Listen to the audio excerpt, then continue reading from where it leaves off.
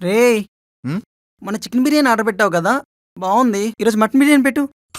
Mutton బిర్యానీయా? ఆ! ఎంత కాదన్నా ఇంట్లో 5 ఉన్నారు. ఇంకా లెక్కేసుకుంటే ఏంట్రా 1500 లెక్క అవుద్ది. పెడుతున్నావు?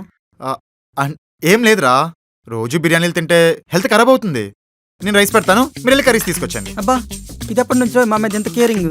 ఇది కర్రీస్ కూడా తీసుకొచ్చేయ్.